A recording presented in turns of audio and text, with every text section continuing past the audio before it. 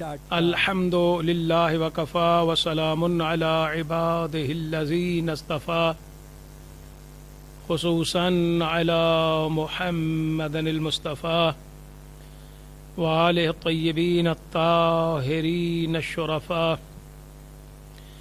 اما بعد فقد قال اللہ جل شانہ فی محکم کتابہ بسم اللہ الرحمن الرحیم یا ایہا الذین آمنوا کتب علیکم الصیام کما کتب علی الذین من قبلکم لعلکم تتقون صدق اللہ العلی العظیم۔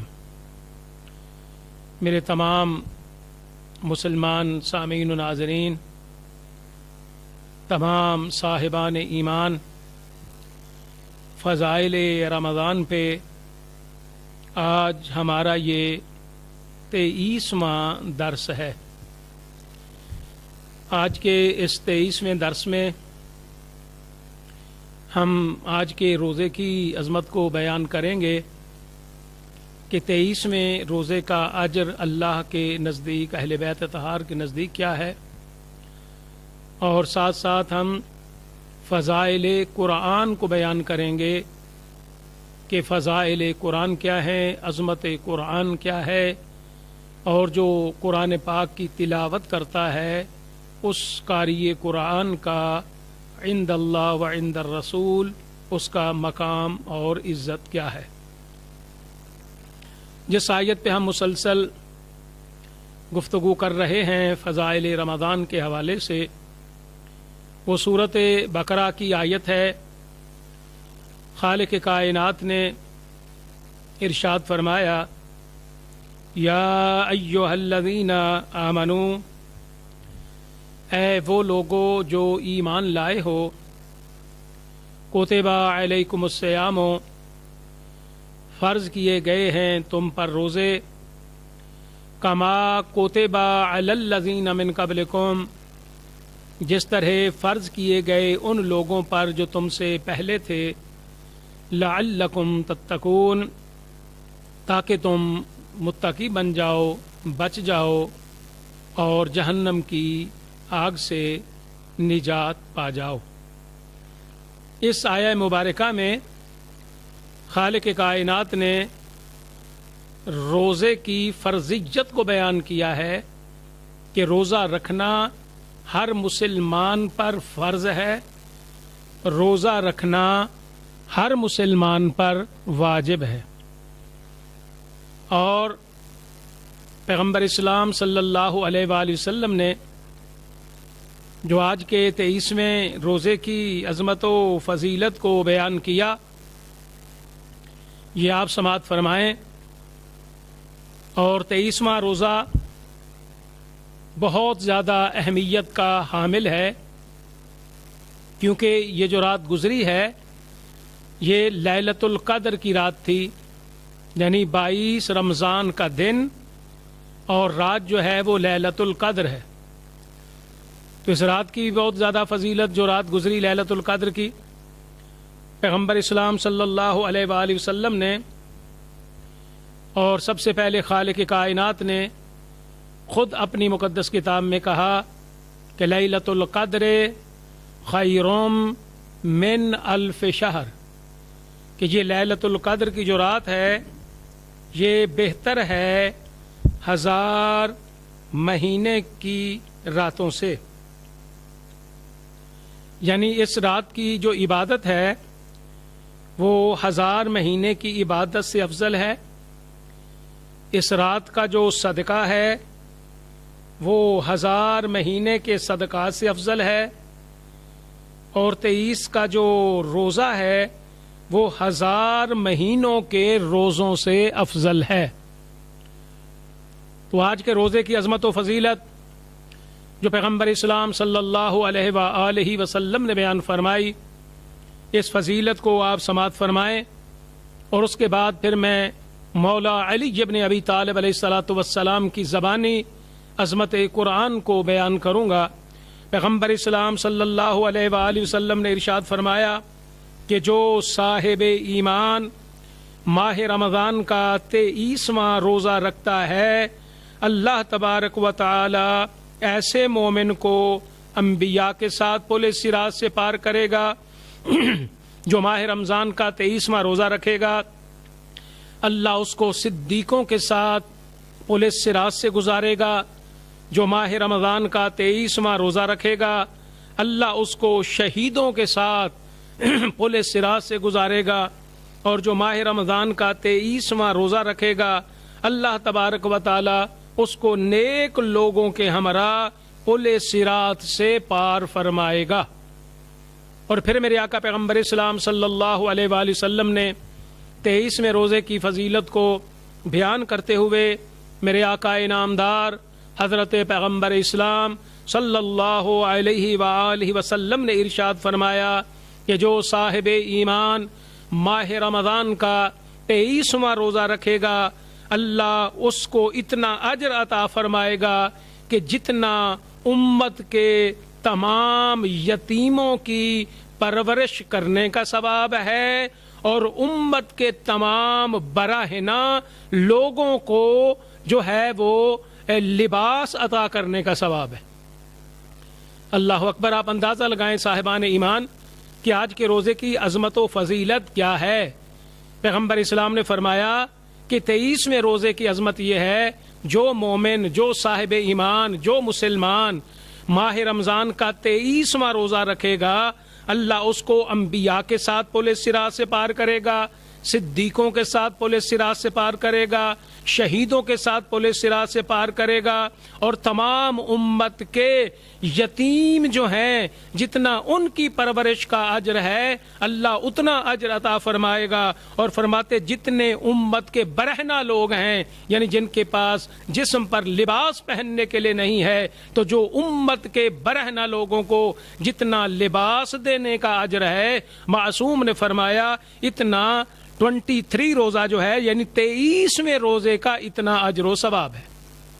سبحان اللہ! میرے تمام مسلمان سامعین و ناظرین، آج کا روزہ یعنی ماہ رمضان کا 23واں روزہ ضرور رکھیں اور اس اجر کے مستحق بن جائیں جیسا اجر کا وعدہ پیغمبر اسلام صلی اللہ علیہ وآلہ وسلم نے فرمایا ہے۔ اور روزہ رکھ کر جملہ شرائط روزہ پر عمل کریں اور اس اجر و ثواب کے مستحق بن جائیں۔ یہ ہم نے آج کے روزے کی عظمت و فضیلت کو بیان کیا ہے، اور ہم نے ساتھ ساتھ فضائل قرآن جو ہیں اس کا درس شروع کیا ہوا ہے۔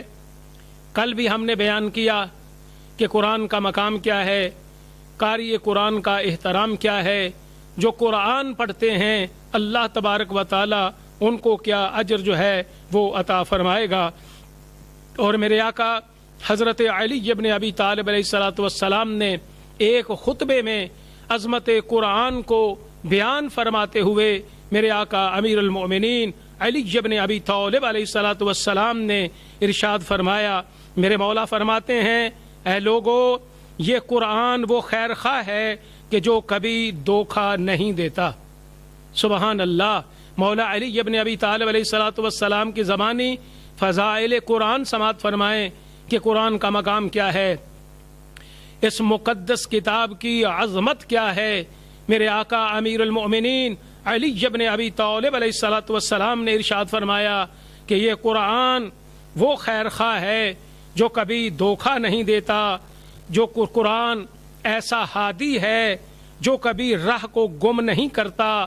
مولا علی فرماتے ہیں یہ قرآن ایسا بیان کنندہ ہے جو کبھی جھوٹ نہیں بولتا۔ میرے آقا امیر المؤمنین علی ابن ابی طالب علیہ السلام نے فرمایا جو قرآن سے ہم مجلس ہوا وہ زیادتی یا کمی لے کر اٹھا، یعنی ہدایت میں زیادتی ہوگی اور گمراہی میں کمی واقع ہوگی۔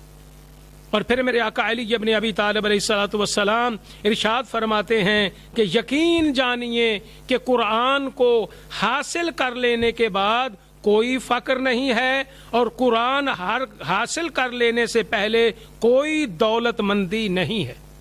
سبحان اللہ! مولا علی ابن ابی طالب کی نظر میں مولا فرماتے جو قرآن کا علم حاصل کر لیتا ہے تو اس سے بڑی دولت مندی کوئی نہیں۔ جس کے پاس پیسہ تو بہت ہے لیکن اس نے قرآن پڑھا ہی نہیں ہے، اس نے علم قرآن کو حاصل ہی نہیں کیا، تو وہ اللہ کی نظر میں فقیر ہے۔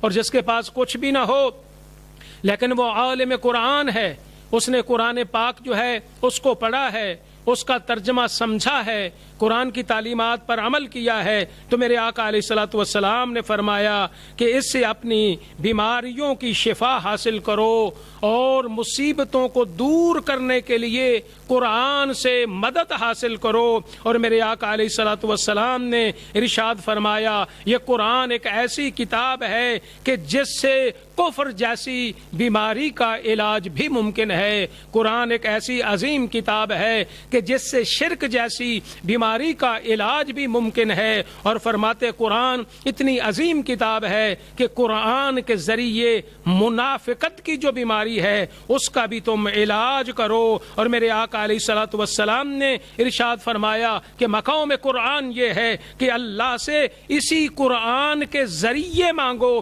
حضرت علی ابن ابی طالب علیہ الصلوۃ والسلام نے ارشاد فرمایا اس کی محبت لے کر بڑھو اور اس کے ذریعے اس کی مخلوق سے گدا نہ کرو، کیونکہ بندوں کی خالق کی طرف سے توجہ کے لیے اس جیسا اور کوئی ذریعہ نہیں ہے۔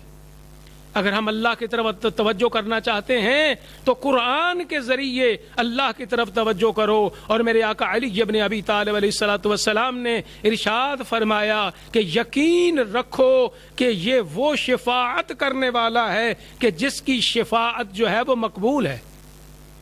قرآن جس کی شفاعت کرے گا اللہ تبارک و تعالی جو ہے قرآن کی شفاعت کو قبول فرمائے گا۔ اور میرے آقا علی ابن ابی طالب علیہ الصلوۃ والسلام نے ارشاد فرمایا کہ قیامت کے دن جس کی قرآن نے شفاعت کر دی اس کی شفاعت قبول ہو جائے گی۔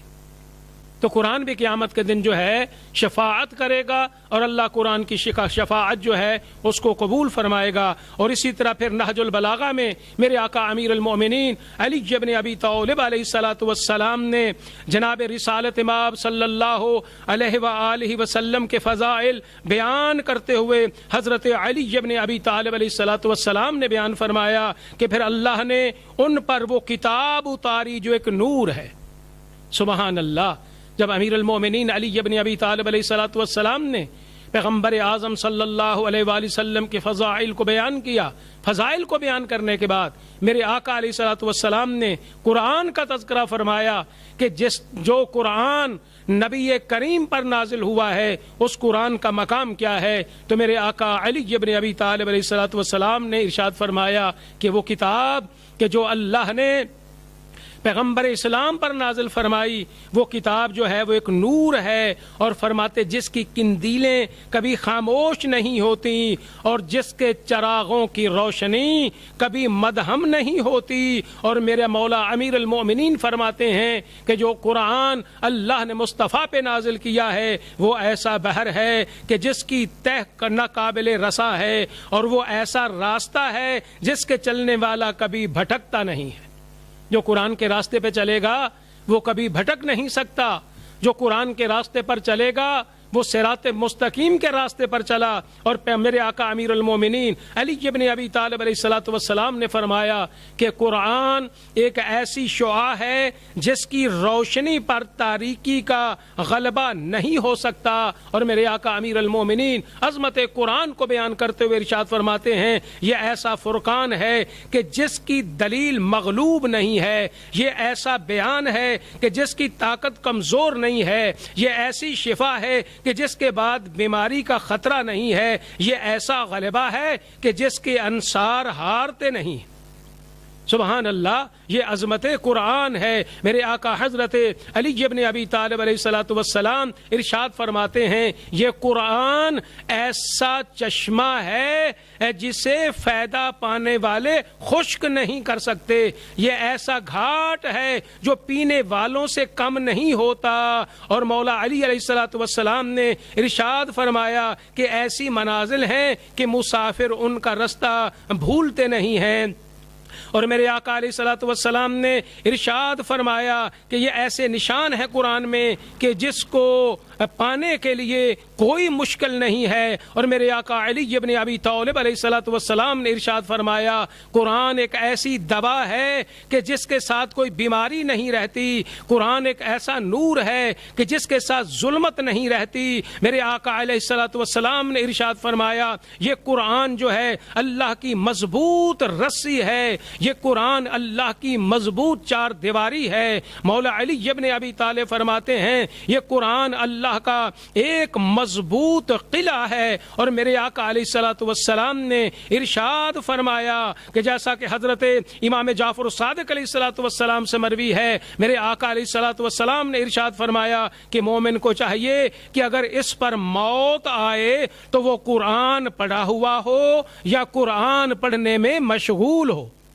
یہ مومن کی علامت ہے, یہ مومن کی صفت ہے کہ جب مومن پر موت آئے تو یا وہ قرآن پڑھ رہا ہو یا وہ قرآن پڑھا ہوا ہو. تو میں دعا کرتا ہوں اللہ تبارک و تعالی ہم سب مسلمانوں کو آج کا 23واں روزہ رکھنے کی توفیق عطا فرمائے اور عظمت قرآن کو سمجھنے اور پہچاننے اور قرآن پاک پڑھنے اور سمجھنے کی اللہ ہم کو توفیق عطا فرمائے. وآخر دعوانا الحمد للہ رب العالمین.